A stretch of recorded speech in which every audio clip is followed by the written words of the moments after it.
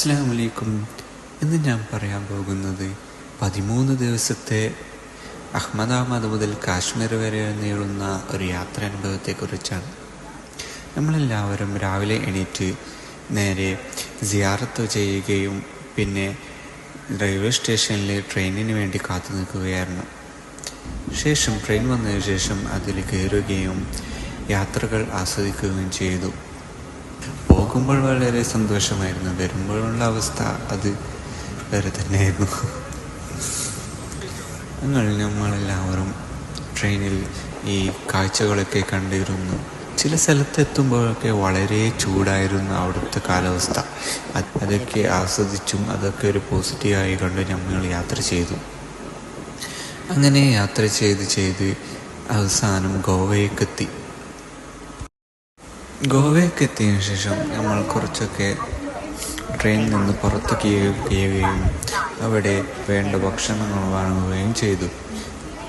ശേഷം അവിടെ കുറേ സമയം പെൻഡിങ്ങായി നിന്നിരുന്നു ട്രെയിൻ. അതുകൊണ്ട് നമ്മളെല്ലാവരും അവിടെ തന്നെ കുറച്ചായി അങ്ങോട്ടും ഇങ്ങോട്ടും പോയി ഇങ്ങനെ സമയം ചെലവഴിച്ചു.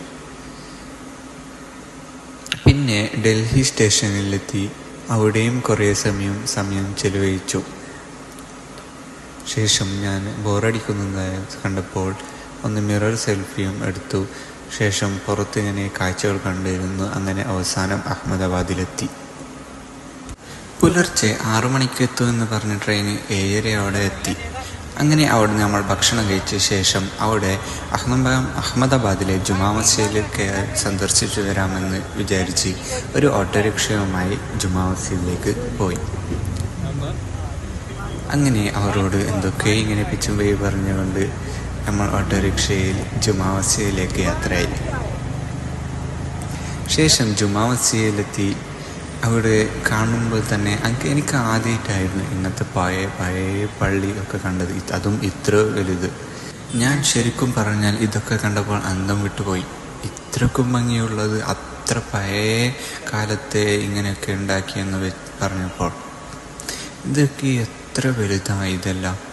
ഇതിനെ കാണുമ്പോൾ തന്നെ ഒരു എന്ത് പറയേണ്ടത്, അത്രയ്ക്ക് അത്ഭുതം തോന്നുന്നു. കാരണം അതിൻ്റെ ആ കൊത്തുപണികളും മറ്റുമൊക്കെ കാണുമ്പോൾ അകത്ത് അത്ര നിസ്കരിക്കാൻ അത്ര സൗകര്യമില്ലെങ്കിൽ പുറത്ത് വിശാലമായൊരു സൗകര്യമാണതിൽ.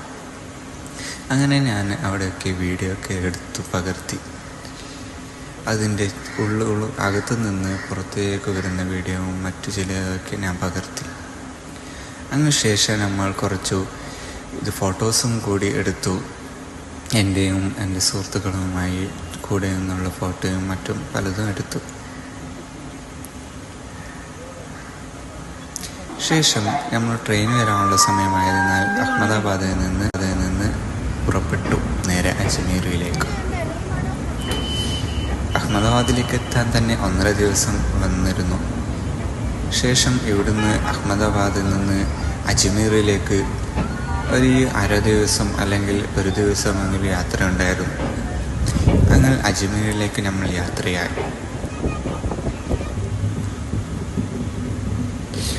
ഇടയ്ക്കൊക്കെ ഓരോ കാഴ്ചകൾ കണ്ടപ്പോൾ അത്ഭുതം തോന്നി. ഇങ്ങനെയൊക്കെ നമ്മൾ ഇന്ത്യയിൽ തന്നെ ഉണ്ടോ എന്ന്. അങ്ങനെ നമ്മൾ ട്രെയിന് കാടും മലയും ഒക്കെ താണ്ടി അവസാനം രാത്രിയായി അജ്മീറിലേക്ക് എത്തി. ഏകദേശം 8:30-9 മണി ആ സമയത്തായിരുന്നു അജ്മീറിലേക്ക് എത്തിയത്. അതിനിടയിലുള്ള കാഴ്ചകളൊക്കെ വളരെ ഭംഗിയായിരുന്നു. പ്രത്യേകിച്ച് ആ സൂര്യൻ അസ്തമിക്കുന്ന സമയത്തുള്ള ഒരു കാഴ്ച, അതൊക്കെ വളരെ ഭംഗിയായിരുന്നു. ഇതൊക്കെ ആസ്വദിക്കണം, യാത്ര തന്നെ ചെയ്യണം. അങ്ങനെ ഞങ്ങൾ അവസാനം അജ്മീറിലേക്ക് എത്തി. ഏകദേശം 9:30 ആ സമയത്തായിരുന്നു അജ്മീറിലെത്തിയത്. ശേഷം അകത്തൊക്കെ കണ്ടതിന് ശേഷം സിയാറത്തും ചെയ്തു. നമ്മൾ ജമ്മു കസറാക്കി നിസ്കരിക്കാനുണ്ടായിരുന്നു, അങ്ങനെ അതും നിസ്കരിച്ചു. ശേഷം നേരെ ആ സമയത്ത് അകത്തേക്കുള്ള ഡോറ് പൂട്ടിയിട്ടായിരുന്നു ഉണ്ടായിരുന്നത്. അതുകൊണ്ട് നാളെ രാവിലെ ഉള്ളിലേക്ക് അകത്ത് ചെന്ന് സിയാറത്ത് ചെയ്യാമെന്ന് പറഞ്ഞതുകൊണ്ട് അമീർ പറഞ്ഞതുകൊണ്ട് ശേഷം ഞാൻ അവിടെയുള്ള ആൾക്കാരുടെയും ആ സ്ഥലങ്ങളുടെ വീഡിയോ പകർത്തുകയും ശേഷം നമ്മളൊക്കെ ഫുഡ് കഴിക്കാൻ പോയി. ഇങ്ങനെയുള്ള റൊട്ടിയൊക്കെ ചുടുന്നത് കാണുന്നത് ആദ്യമായിട്ടായിരുന്നു. അതുകൊണ്ട് കൗതുകം തോന്നി ഞാൻ അതിൻ്റെ വീഡിയോ ഒക്കെ പകർത്തി, പ്രത്യേകിച്ച് ഇപ്പോൾ ഒരു വീട്ടുകാർക്കൊക്കെ കാണിക്കാമെന്ന് വിചാരിച്ചുകൊണ്ട്. അങ്ങനെ നമ്മൾ ഭക്ഷണം കഴിച്ചു. ഭക്ഷണം കഴിച്ചതിന് ശേഷം ഞങ്ങൾ ഒന്നും കൂടി ചുറ്റി നോക്കി. അവിടുത്തെ ഔദുമൊക്കെ കണ്ടപ്പോൾ വളരെ അത്ഭുതം തോന്നി. ഇന്നും ആ പഴമയിൽ തന്നെയുള്ള സുന്നത്തൊക്കെ പാലിച്ചു കൊണ്ടുള്ളതൊക്കെ കണ്ടപ്പോൾ. ശേഷം പലരും പറഞ്ഞു കേട്ടിരുന്ന ആ ചെമ്പും കണ്ടു. അങ്ങനെ അതൊക്കെ ആസ്വദിച്ച് പിന്നെ നമ്മൾ നേരെ മറ്റു സ്ഥലത്തേക്ക് പോയി. എൻ്റെ ഒന്നിച്ചുണ്ടായ കൂട്ടുകാരൻ അത്രയ്ക്ക് ആളെ കണ്ടപ്പോൾ വേഗം വീഡിയോ എടുക്കാൻ പറഞ്ഞ് അവന് ആളാവുകയും ചെയ്തു. ഇതാണ് ഞാൻ പറഞ്ഞ ആ ചെമ്പ്. ഇതിലാണ് അരി ഇട്ട് കഞ്ഞി വെക്കുന്നത്. ഇത്രയും വലിയ ചെമ്പ് ഞാൻ ആദ്യമായിട്ടായിരുന്നു കാണുന്നത്. അങ്ങനെ പിറ്റേ ദിവസം രാവിലെയായി. അവിടെ നമ്മളൊക്കെ സിയാറത്ത് ചെയ്യാൻ പോയി. അങ്ങനെ നമ്മൾക്ക് അജ്മീറിൻ്റെ അകത്തേക്ക് തന്നെ പോകാൻ കഴിഞ്ഞിരുന്നു. അമീറിൻ്റെ സഹായത്തോടെ അവരുടെ ദർഗയുടെ അകത്ത് തന്നെ പ്രവേശിക്കാൻ കഴിഞ്ഞിരുന്നു. അവിടെ അവർ മതമൊക്കെ പാടുന്നുണ്ടായിരുന്നു ചിലരൊക്കെ. ശേഷം ഞങ്ങൾ വീണ്ടും ആ ചെമ്പിൻ്റെ അടുത്തേക്ക് പോയി. അവിടെ നോക്കുമ്പോൾ പൈസയും അരിയുമൊക്കെ എല്ലാവരും നേർച്ചയാക്കിയതൊക്കെ അതുവായിരുന്നു ഇടാറ്. അതിനുശേഷം ഞങ്ങൾ ഖവാജ തങ്ങളുടെ മകനായ ഫഖറുദ്ദീൻ ചിസ്തി എന്ന മഹാൻ്റെ അടുത്തേക്ക് പോയി. നമ്മളെല്ലാവരും അവിടെ ചെരുപ്പ് ഒതുക്കി അതിൻ്റെ അകത്തേക്ക് പ്രവേശിക്കാൻ ആരംഭിച്ചു. ഏകദേശം ഒരു ഉച്ചവരെ യാത്ര ചെയ്യേണ്ടി വന്നു, രാവിലെ മുതൽ അവിടേക്ക് എത്താൻ വേണ്ടി. അതൊക്കെ അതിൻ്റെ അകത്ത് കയറുമ്പോൾ അവിടെയും മതമൊക്കെ പാടുന്നുണ്ടായിരുന്നു. അവർക്ക് അവരുടേതായ രീതിയിൽ അവർ മതം പാടുന്നുണ്ടായിരുന്നു.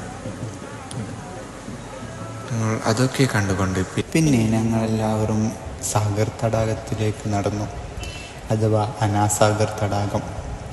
ചരിത്രത്തിലുള്ള ആ ഒരു കപ്പ് കൊണ്ട് വെള്ളം ചോദിക്കുകയും ആ കപ്പ് കൊണ്ട് എടുക്കുമ്പോൾ ആ നദിയിലെ മുഴുവൻ വെള്ളവും ആ കപ്പിലേക്കാകുകയും ചെയ്ത അനാസാഗർ തടാകം. ഇതൊക്കെ കാണുമ്പോൾ തന്നെ അത്ഭുതം